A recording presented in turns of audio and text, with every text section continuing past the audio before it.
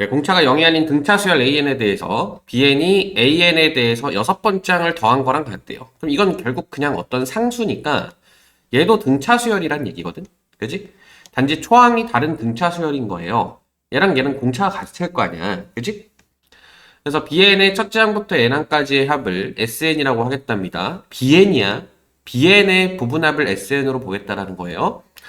그때 A에 대한 6번째 항의 값을 물어봤습니다. 이거 물어본 거죠. 가족거를 보면 1부터 14인 자연수에 대해서 얘를 만족시킨대요. 얘는 이거 무슨 표현이야? 이거 대칭 표현이거든. 그지? 예를 들어서 함수가 있는데 15-x라는 것과 fx라는 게 같대요. 그럼 얘는 x는 2분의 15라는 점을 기준으로 해서 대칭인 함수를 얘기하는 거야. 예를 들어서 그게 2차 함수라고 한다면 2분의 15라는 점을 기준으로 이렇게 대칭이라는 거예요. 즉 꼭지점이 2분의 15라는 거지. 오케이? 됐습니까? 자, 요런 의미고, 그럼 그게 이제 등차 수열의 합에서 뭐를 의미하느냐? 그건 이제 이따가 보고, 16번째 항까지의 합을 40이라고 했을 때, 얘를 구해봐라. 요런 문제입니다. 자, 일단은 약간 뽀바란 풀이를 보여줄게. 굉장히 딱딱한 풀이. 일단은 15번째 항까지의 합과 n항까지의 합, 그러니까 15-n항까지의 합과 n항까지의 합이 같다라는 것을 이제 가장 좀 빠르게 접근하는 방법은 이 숫자가 가장 비슷한 지점을 찾는 거예요. 예를 들어서 이제 절반이 7.5니까 n이 7일 때 8일 때가 가장 요 값이 가까울 때겠지. S7이 S8이거나 혹은 S8이 S7이다 이런 식을 쓸 수 있죠. 그러면 7번째 항까지의 합과 8번째 항까지의 합이 같다는 것은 뭐를 의미하냐면 8번째 항이 0이란 얘기야. 그렇겠지? 그지? 7번째 항까지 딱 더했어. 그래서 뭐 알파라는 값이 나왔어. 8번째 항까지 더했더니 그것도 알파래. 그럼 당연히 8번째 항이 0이란 얘기 아니에요. 그지? 그러면 B에 대해서 초항과 공차를 잡고 초항을 B라고 잡고 공차를 D라고 잡았다라고 했을 때 B 플러스 7D가 0이란 얘기야. 그렇겠죠? 그지? 그래서 B를 마이너스 7D라고 쓸 수 있어. BN에 대한 초항이 제가 B라고 잡은 거예요. 오케이? 됐습니까? 자, 그런 상태에서 16번째 항까지의 합이 40이라는 거거든? 그지? 근데 잘 봐. S1이 S14까지 같지. 그러니까 S14까지 하는 거랑 같지. 그러니까 B의 14번째 항, BN의 14번째 항까지 같죠. 그러면 16번째 항은 이렇게 쓸 수 있지 않을까? 14번째 항까지의 합에다가 15번째, 16번째 이렇게 더한 거랑 S16이 같으니까 얘를 S1으로 바꿀 수 있죠. 그럼 얘는 B1이지.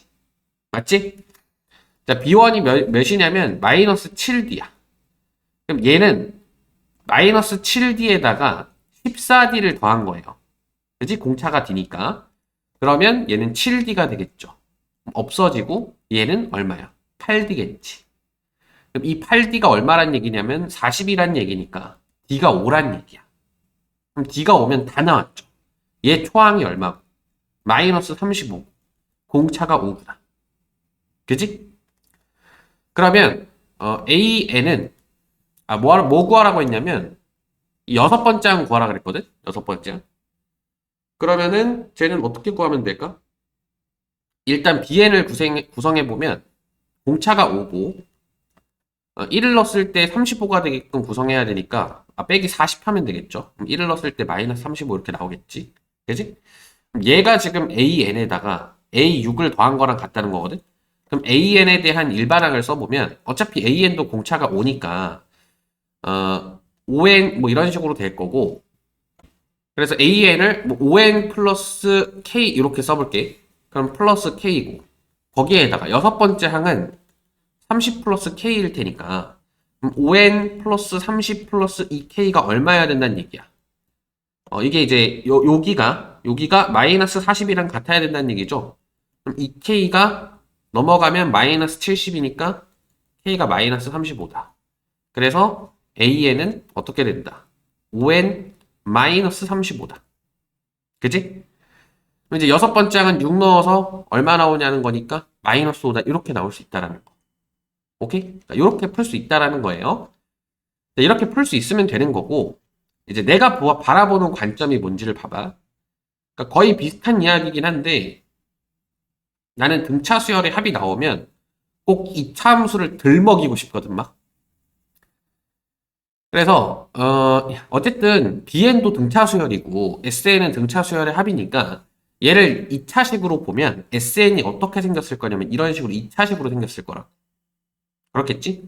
그럼 이 각각의 함수값이 예를 들어서 S1, S2 이런 식으로 되는 거예요. 이 각각의 함수값들이. 자, 그랬을 때 이렇다라는 것은 내가 아까 얘기했지. 2분의 15를 기준으로 대칭이라고. 그러니까 꼭지점의 값이 딱 2분의 15인 거야. 그러니까 7.5죠. 7.5. 그러면 이 7.5를 기준으로 S7과 S8이 이렇게 대칭을 이루겠지.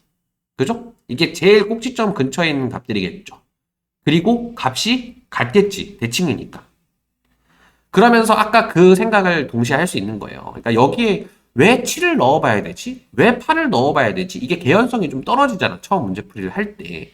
그러니까 이제 가까운 걸 넣어보면 됩니다. 저는 이렇게 얘기하긴 했는데 이렇게 그려보면 좀 개연성이 확실히 나지. 응? 개연성이 확실히 생기죠. 아, S7과 S8이 똑같다고? 그러면 7항까지의 합과 8항까지의 합이 같다는 거니까 8항이 0이란 얘기네? 그지? 이거를 이제 조금 더 자연스럽게 알 수 있다고. 그러니까 결국 여기에서 이만큼을 더했을 때 S2가 되는 거니까 결국 이제 이렇게 계속 줄어든다라는 걸 알 수 있는 거고, 그러니까 초항이 음수다라는 걸 알 수 있는 거죠. 그지? 초항을 더했더니 이렇게 뚝 떨어지더라. 두 번째 항을 더했더니 이렇게 뚝 떨어지더라. 아, 이거 B1이지. 맞다.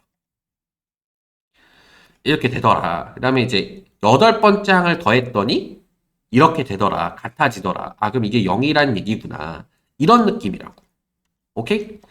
자, 그리고 이거 S16이 40이라는 걸 해석할 때도, 잘 보세요.